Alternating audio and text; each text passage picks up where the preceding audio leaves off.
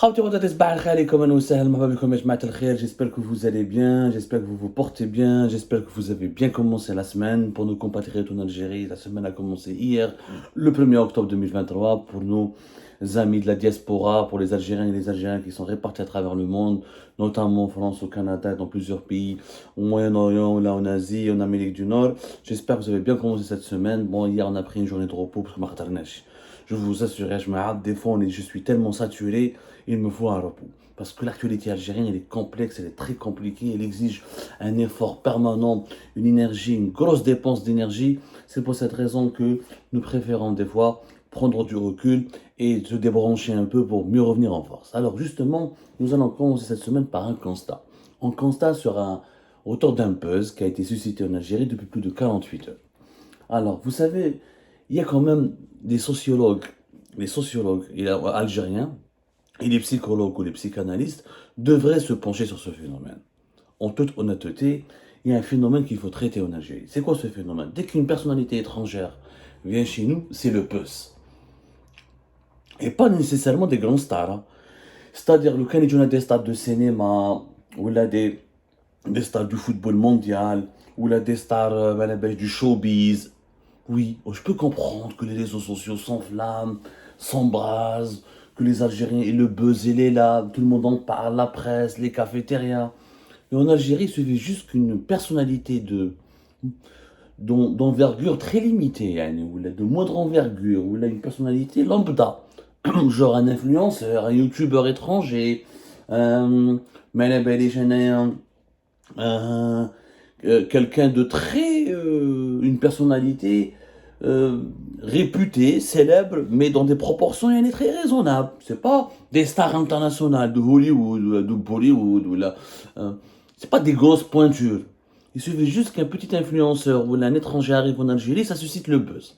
La presse en parle, les réseaux sociaux, ses vidéos sont partagées sur les TikTok, sur les réseaux sociaux. Ah, oh, qu'est-ce qu'il a dit sur l'Algérie? Il a découvert la Casbah, il était en Kabylie, il était à Oran, il était à Annaba. Ah, il a dit que l'Algérie est beau. C'est vraiment depuis 2 ans, c'est un phénomène qui prend énormément d'ampleur. Depuis 2 ans, depuis plus exactement, on va dire peu depuis 2022, parce que le pays était fermé de 2020 à 2022, et depuis 2022, avec les facilitations qui ont été décidées pour accorder les visas algériens aux touristes étrangers, notamment pour découvrir le Grand Sud algérien, il y a effectivement des globetrotters, c'est-à-dire des vlogueurs, des youtubeurs connus en Occident, en France notamment, ou là, dans quelques pays anglo-saxons, qui viennent en Algérie. Encore une fois, ce ne sont pas des personnalités c'est pas des célébrités mondiales. Encore une fois, c'est pas des stars de cinéma, c'est pas des grands écrivains, c'est pas des grands joueurs de foot ou de basketball, c'est pas des grands hommes d'affaires. Mais les étrangers, on le mérite et on s'en réjouit, on s'en félicite. Mais de là ce qu'il faut analyser, c'est le buzz suscité en Algérie à travers la venue de ces étrangers.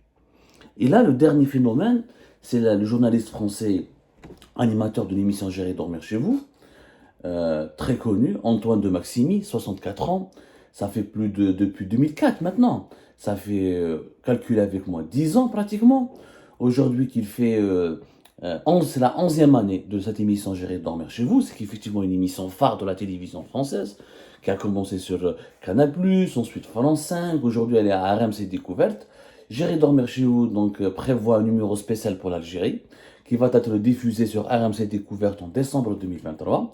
Et c'est pour cette raison que Antoine de Maximi, le journaliste, le présentateur et créateur de ce concept effectivement original, est arrivé à Alger depuis plus de 48 heures.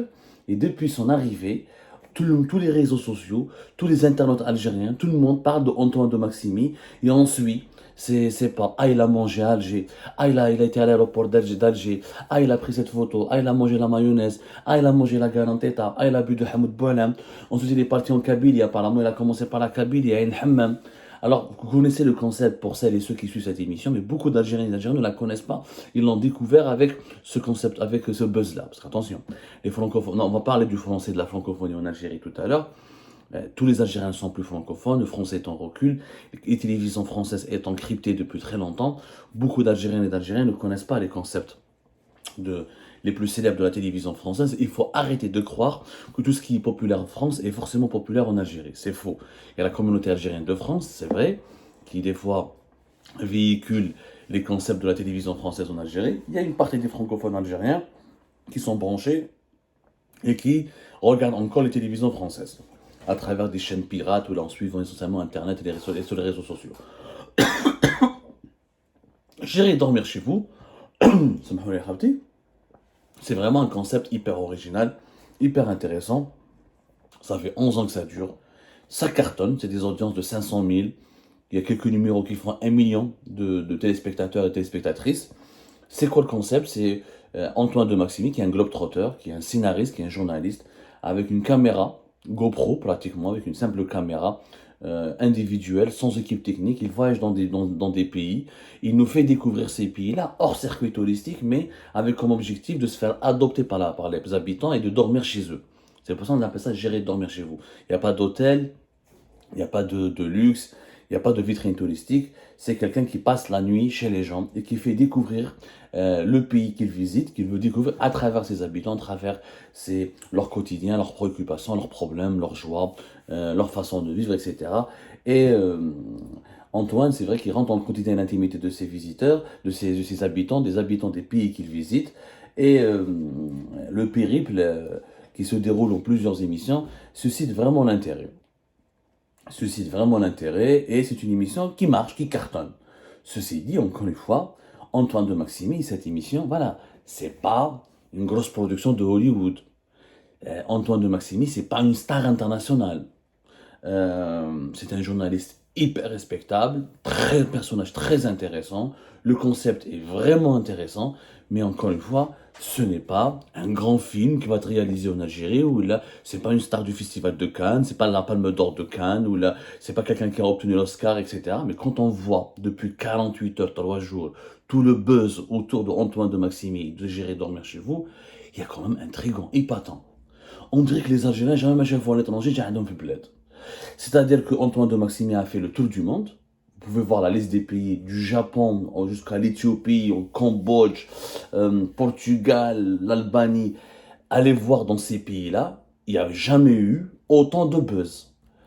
C'est-à-dire que quand J'irai dormir chez vous part dans un pays, les réseaux, peut-être quelques coupures de presse, quelques personnes en parlent.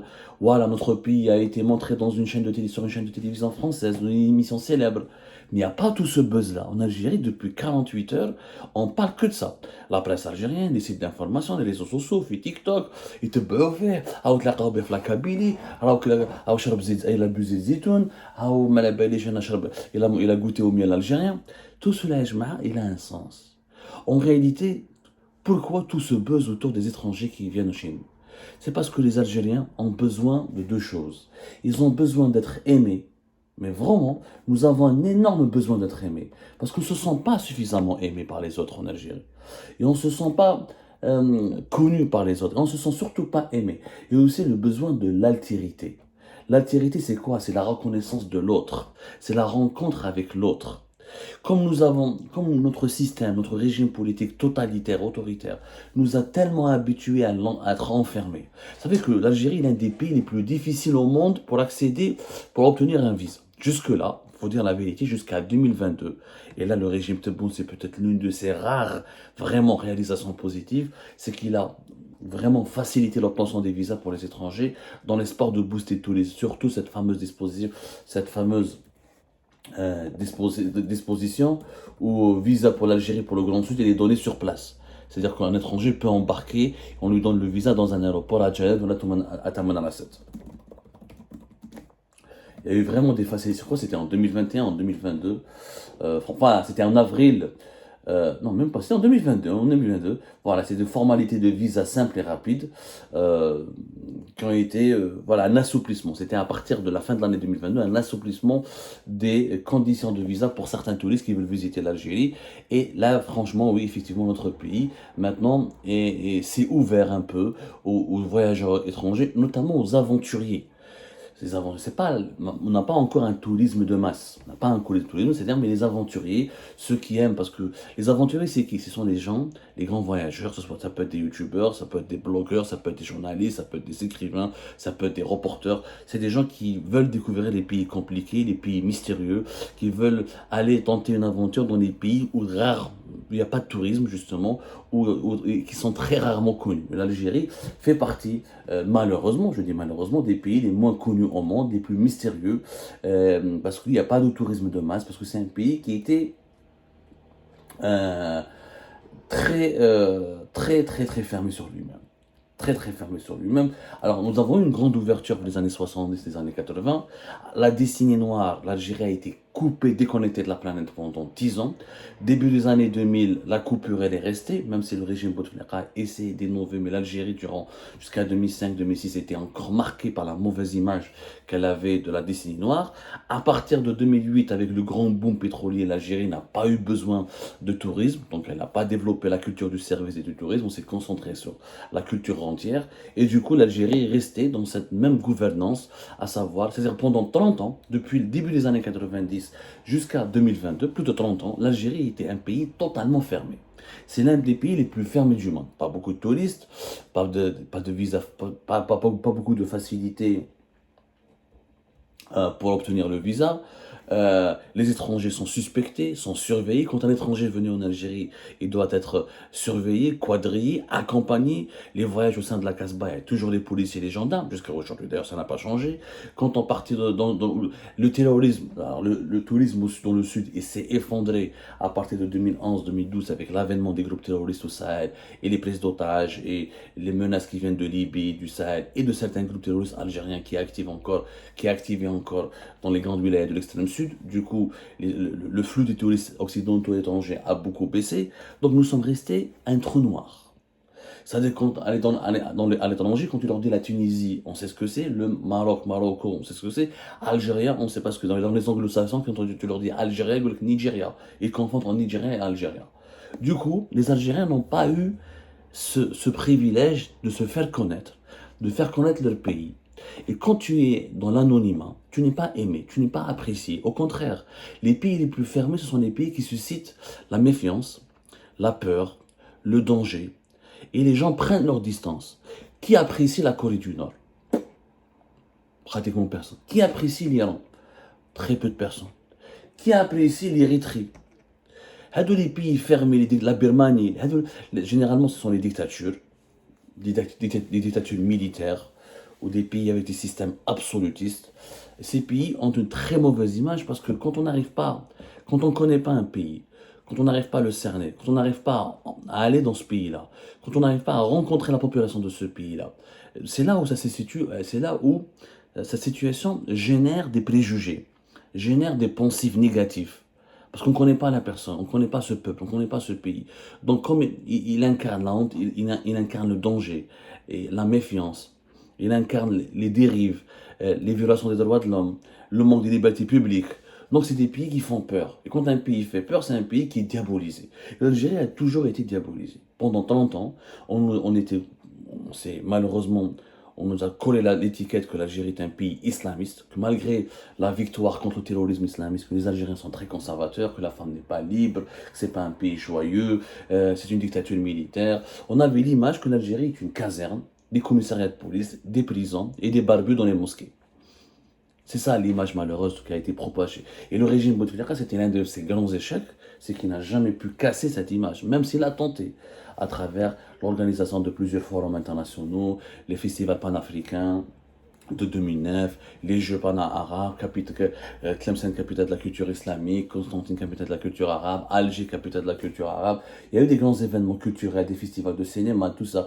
Le régime Bouteflika ici, mais il a échoué. Il a échoué parce que le pays, tellement il était fermé que on s'est renfermé sur nous-mêmes, on est devenu hostile à l'étranger et on ne savait plus comment accueillir et on ne savait plus comment être en contact avec l'étranger. Et puis il n'y a pas eu de politique. C'est le tourisme. S'il n'y a pas eu de politique de soft power, c'est-à-dire une volonté politique de faire connaître ton pays à l'étranger et de travailler sur son image positive, et s'il n'y a pas une politique d'ouverture pour accueillir des touristes, tu ne peux pas être connu, on ne peut pas t'apprécier, on ne peut pas t'accepter facilement sur la scène mondiale. Et c'est ça le grand drame de l'Algérie. Aujourd'hui, Antoine de Maximi, il est en train de susciter un grand buzz parce qu'il va faire connaître l'Algérie. Il va la faire connaître. C'est exactement, à l'époque, Thalassa Algérie. Rappelez-vous, Thalassa Algérie, quand elle a été tournée, c'était je crois en 2018, en 2016. 2016 ou non, en 2015, c'était un buzz mondial, un buzz, je me souviens, Wallah, je me souviens, c'était quelque chose d'extraordinaire. C'était en 2016, je crois. Et tout le monde en parlait. On cherchait à voir. Il y avait même un piratage. Je me souviens, voilà. Elle a été diffusée le 3 avril 2015 sur France 3. Tout le monde en a parlé. Ça, où l'équipe de Thalassa, c'était d'ailleurs l'un des plus beaux coups du régime de Bouteflika. L'équipe de Thalassa, on leur a accordé des facilitations, on les a accompagnés, et ça a été l'un des plus beaux documentaires réalisés sur l'Algérie. La même chose, les Algériens l'ont partagé, Thalassa. Pendant 2 ans, l'Algérie, mon pays, il est beau, parce que personne, c'était les seuls qui ont pu raconter, décrire euh, la beauté de l'Algérie. Sans vérité. Et parce qu'on on a du mal, malheureusement, on souffre de cette mauvaise image. Les Algériens et les Algériens, on souffre du désamour. On ressent un désamour de la communauté internationale. Et on sent que notre pays n'est pas suffisamment promu.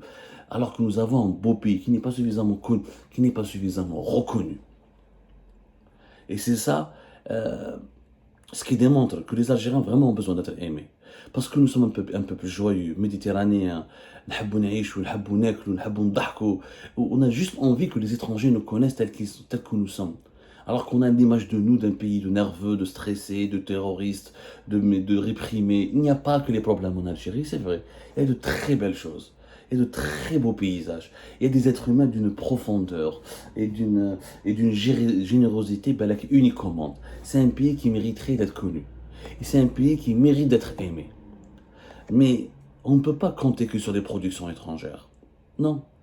C'est à nous de créer ce contenu positif sur notre pays, de le véhiculer. Et c'est à nous de s'ouvrir à l'autre. Si tu ne t'ouvres pas à l'autre, l'autre ne va pas s'intéresser à toi. Il ne pourra pas t'aimer, il ne pourra pas te rencontrer. S'il ne peut pas te rencontrer, il ne peut pas t'aimer, il ne peut pas t'apprécier. C'est à nous. Franchement, moi je pense que l'Algérie devrait supprimer les visas pour un certain nombre de grands pays occidentaux et internationaux qui sont fournisseurs de grands touristes. Il faut supprimer les visas. Il faut développer une politique de tourisme. Il faut que l'Algérien... Il faut une autre émission à la Kulihal, parce que le tourisme, il lui faut des infrastructures et aussi une culture. Une culture, le respect. J'ai qu'une femme étrangère, elle a le droit de s'habiller comme elle veut. Celui qui veut boire de l'alcool, a le droit de boire de l'alcool. Celui qui veut manger pendant le Ramadan, a le droit de manger pendant le Ramadan.